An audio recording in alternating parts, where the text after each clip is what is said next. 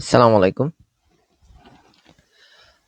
আমরা আসছি অ্যানালাইটিকের chapter 1 analytic অ্যালজেব্রার বইয়ের চ্যাপ্টার 1 স্থানাঙ্ক রূপান্তর ট্রান্স ট্রান্সফরমেশন অফ কোঅর্ডিনেটস।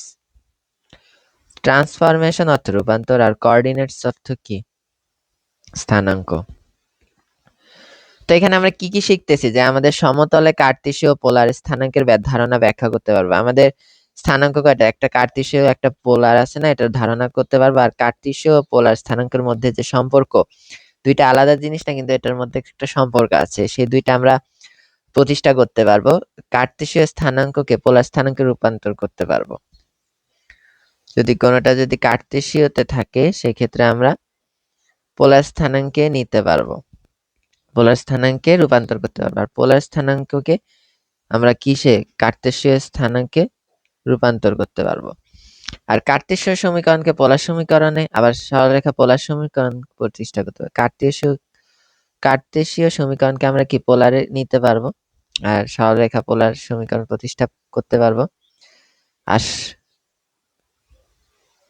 আর নিম্নের সূত্রগুলো প্রতিপাদন প্রয়োগ করতে পারবো। তো আমাদের এই সূত্রগুলো অবশ্যই মুখস্থ রাখতে হবে। চলো দেখি যে এখানে কি বলছে আমাদের, যে কি সূত্র আমাদের মুখস্থ করতে হচ্ছে।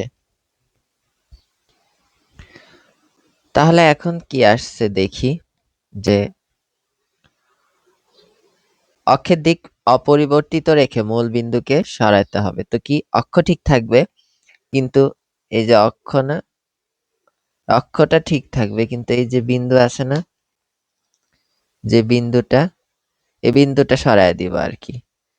তো অক্ষ ঠিক রেখে বিন্দু সরায় দিব, সেক্ষেত্রে কি বিন্দু কি আলফা বিটা, অক্ষ অপরিবর্তিত রেখে মূল বিন্দুকে আলফা বিটা বিন্দুতে স্থানান্তরিত করলে, আগে ছিল এক্স এক্স ওয়াই, এই বিন্দু ছিল কি এক্স ওয়াই, আর এখন কোথায় নিছি? আলফা আর বিটাতে নিছি। তো সেক্ষেত্রে আমাদের রূপান্তরিত স্থানাঙ্ক হবে X minus alpha Y minus কি Y minus beta, X minus alpha Y minus beta. আর এফ এক্স ওয়াই হবে 0। সমীকরণ রূপান্তরিত কি সমীকরণ? তো এটা থেকে এটা বিয়োগ করবো আর কি, X minus alpha Y minus beta. আর এক্স আর ওয়াইটা হবে কি রূপান্তরিত হবে, তাহলে এটা রূপান্তরিত হয়ে কিসে হবে? এক্স ওয়াই তো হয়ে গেছে X minus alpha Y minus beta, আর এফ এক্স ওয়াই হবে X plus alpha Y plus beta, এই যে ইকুয়াল 0।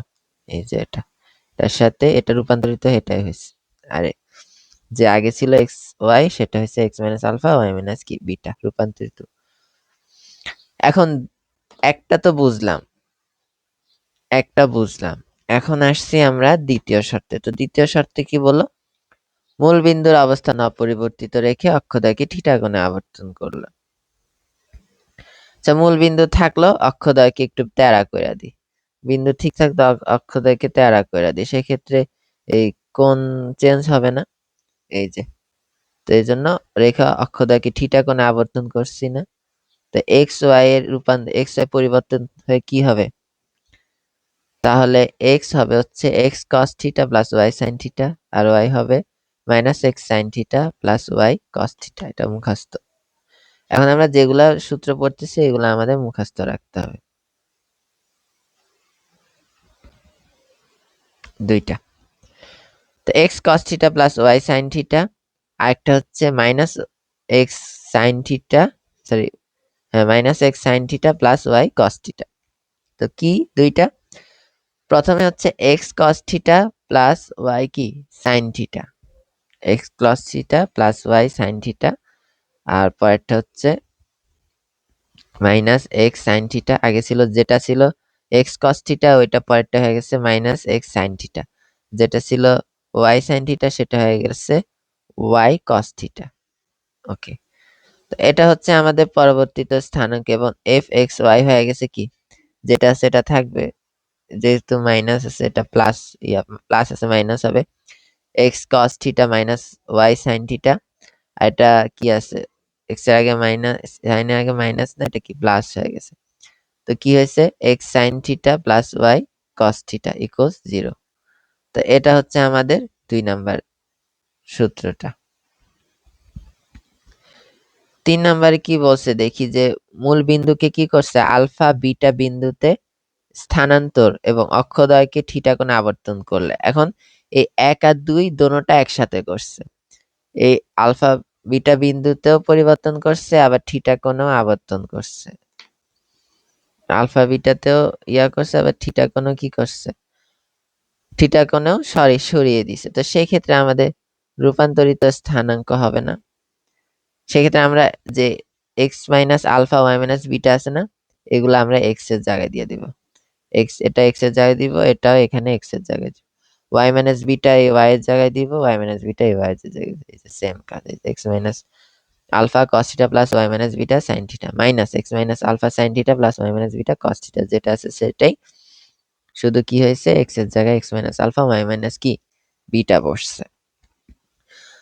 তো x y সমীকরণ এটা তো গেলই, এবং f of x y equal 0 সমীকরণ রূপান্তরিত হবে কি, যেহেতু রূপান্তরিতের ক্ষেত্রে কি প্লাস না, এই যে এখানে যেটা আছে আমরা যেটা f অফ 2 নম্বরে থিটা কোণে আবর্তনের ফলে f অফ এক্স ওয়াই কি পাইছি x cos theta minus y sin theta x sin theta plus y cos theta, এটা পাইছি না। এখানে x এর জায়গায় দিব এই যে x প্লাস আলফা, y এর জায়গায় দিব y প্লাস বিটা, x এর জায়গায় দিব x প্লাস আলফা, y এর জায়গায় দিব y প্লাস বিটা। এই যে x প্লাস আলফা,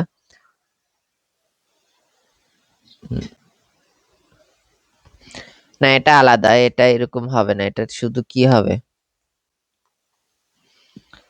এখানে যেটা আছে ওটাই থাকবে, শুধু alpha plus x cos theta হবে, মাইনাস ওয়াই সাইন থিটা যা আছে তাই থাকবে, মাইনাস ওয়াই সাইন থিটা যা আছে থাকবে। এখানে শুধু কি হবে alpha plus x cos theta minus y sine theta, আর এখানে হবে বিটা প্লাস এক্স, কই এই যে beta plus x sine theta plus Y cos theta, এটা হবে, এটা হবে না, এটা এখানে বসবে না, আমার ভুল হয়েছে, সরি। তো alpha plus x cos theta হবে মাইনাস ওয়াই সাইন থিটা আর beta plus x sine theta plus Y cos theta 0। এখন যে 4 নম্বরে বলছে তা আমাদের এখানে মুখস্থ করব কি কি, মুখস্থ করব হচ্ছে 1 নাম্বারটা গেল, 1 নাম্বারে 2টা রূপান্তরিত স্থানাঙ্ক। তো মুখস্থ করার জন্য এই পর্যন্ত যে 3টা পড়লাম এই 3টার মধ্যে আসছে যে রূপান্তরিত স্থানাঙ্ক x minus alpha y minus beta, আর সমীকরণ হচ্ছে x plus alpha y plus beta, এটা আর এটা। থিটা কোণে আবর্তন করলে স্থানাঙ্ক হবে এই যে x cos theta plus y sin theta minus x sin theta plus y cos theta একটা, আর f অফ x y হচ্ছে f x cos theta minus y sin theta minus x sin theta plus y cos theta, এটা দুইটা। তাই 1 2 3 4, আর এটার ক্ষেত্রে হচ্ছে এটারই পরিবর্তন করলে যা হয় আর কি, x মাইনাস আলফা এখানে y মাইনাস বিটা দিয়ে দিছে 5টা, আর এটার সমীকরণ ছাড়া 6টা। এখন পরে 4 নম্বরে কি বলছে যে মূল বিন্দুকে এত এত বিন্দুতে স্থানান্তর করলে সাধারণ দ্বিঘাত সমীকরণ ax square plus 2hxy plus by square plus 2gx plus 2fy plus c equal 0 এর রূপান্তরিত সমীকরণে x ও y পদ অপসারিত হবে এবং অক্ষদ্বয়কে half tan inverse 2s divided by a minus b কোণে আবর্তন করলে রূপান্তরিত সমীকরণে x y পদ কি হবে অপসারিত হবে। তো যেখানে ছিলাম যে মূল বিন্দুকে fh মাইনাস a ছেদ বিন্দুর স্থানাঙ্ক এটা আমরা পেয়েছি যুগল সরল রেখায়, যেখানে বলছে যে দ্বিঘাত সমীকরণ x square plus 2hxy plus by square plus 2gx plus 2fy plus c equal 0 দ্বারা এক জোড়া সরলরেখা প্রকাশ করে। কয় জোড়া? এক জোড়া, মানে দুইটা। তখন শর্ত সরলরেখা প্রকাশ করবে কখন এই সমীকরণ থেকে, এটা তখনই প্রকাশ করবে যখন এটাকে আমরা abc plus 2fgs minus af square minus bg square minus ch square সমান 0 বানাতে পারবো। এখন যদি সরলরেখা দ্বয় অসমান্তরাল হয় তবে উহাদের ছেদবিন্দুর স্থানাঙ্ক যদি অসমান্তরাল হয়, সমান্তরাল না, একটা একটার সাথে বাইজা গেছে, সমান্তরাল মানে কি কখনো এই দুইটা কি বাজবে না, কিন্তু এখন অসমান্তরাল হয়ে একটার সাথে ঢুইকা গেছে, এই একটা বিন্দুতে কি করছে, ছেদ করছে। তখন সেক্ষেত্রে আমাদের দিতে হবে যে ওদের এই কোন বিন্দুতে এটা ছেদ করছে। সেক্ষেত্রে আমাদের আসবে fs minus bg ab minus s, fs minus bg divided by ab minus s square, gs minus af divided by ab minus s square, এটা আসবে। তো এটাই এখন ছেদবিন্দুতে স্থানান্তর করলে সাধারণ দ্বিঘাত সমীকরণ কি, x square plus 2hxy plus by square plus 2gx plus 2fy plus c equal 0 এর রূপান্তরিত সমীকরণ x ও y একঘাত পদ অপসারিত হবে। x এবং y এর যে একঘাত পদ আছে না, সেগুলো অপসারিত হবে। তো x এবং y এর কি একঘাত পদ অপসারিত, x এর একঘাত হচ্ছে এই এটা এটা, y এর একঘাত হচ্ছে এটা এটা, একঘাত পদ কি হবে, অপসারিত হবে। x ও y একঘাত পদ অপসারিত হবে এবং অক্ষদ্বয়কে কত কোণে আবর্তন করলে, থিটা কোণে আবর্তন করলে রূপান্তরিত সমীকরণে x y পদ অপসারিত হবে। তো এর জন্য আমাদের অক্ষদ্বয়কে কোন কোণে আবর্তন করাতে হবে। তো প্রশ্ন হবে যে এটা হচ্ছে 7 নাম্বার আর এটা হচ্ছে 8 নাম্বার। 8 নাম্বারটা কি, 7 নাম্বার তো x y ও পদ অপসারিত হবে, এটা হচ্ছে কি 7 নাম্বার। তো 8 নাম্বারটা হচ্ছে যে অক্ষদ্বয়কে কত কোণে আবর্তন করলে আমাদের x y পদ অপসারিত হবে সমীকরণে। এটা হচ্ছে half tan inverse 2h divided by a minus b। এই এই কোণে আবর্তন করলে আমাদের এই সমীকরণের সাধারণ দ্বিঘাত সমীকরণের কি হবে, সাধারণ দ্বিঘাত সমীকরণ x ও y পদ অপসারিত হবে। তো আমাদের 5 নাম্বার হচ্ছে কি, 5 নাম্বার হচ্ছে অক্ষদ্বয়কে থিটা কোণে আবর্তন করায় যদি x square plus 2hxy plus by square সমান কি 0 না, সমীকরণের রূপান্তরিত সমীকরণ কি আসবে, যেটা আছে এর জায়গায় 1 h1 b1 দিব, y স্কয়ার দিব, যেটা হচ্ছে, তবে a প্লাস b সমান কি হবে, a1 প্লাস b1 এবং ab মাইনাস s স্কয়ার হবে a1 b1 minus h1 s square. অর্থাৎ a প্লাস b ও ab মাইনাস s স্কয়ার কি অচ্যুত রাশি। অচ্যুত রাশি মানে কি, যেগুলো আগে যা ছিল তাই থাকবে, পরিবর্তন হবে না। তার যেমন ক্ষেত্রফল যেটা আসবে সেটা পরিবর্তন, সবকিছু পরিবর্তনের ফলেও আগেরটাই থাকবে, এজন্য অচ্যুত রাশি। a প্লাস b যা হবে ab মাইনাস s স্কয়ার তাই হবে। এই যে a প্লাস b যা হবে, তো a1 প্লাস b1 যোগ করলেও তাই হবে। ab মাইনাস s স্কয়ার যা হবে a1 b1 minus h1 square তাই হবে। এই জন্য বলছে এটা কি অচ্যুত রাশি। অক্ষদ্বয়কে থিটা কোণে আবর্তন করলে ax square plus 2hxy plus by square plus 2gx plus 2fy plus c সমীকরণ, যেটা সাধারণ দ্বিঘাত সমীকরণ।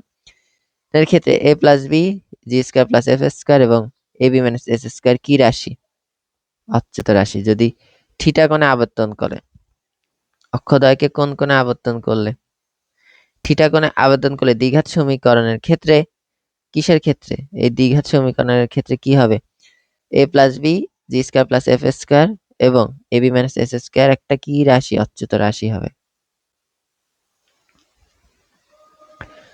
তো এটা গেল আমাদের যে সূত্রগুলা পড়লাম, এগুলাই, যেগুলা নিয়ে এখন আমাদের এগুলা নিয়ে কাজ হবে, যেখানে যা কাজ হবে এগুলা নিয়ে করব।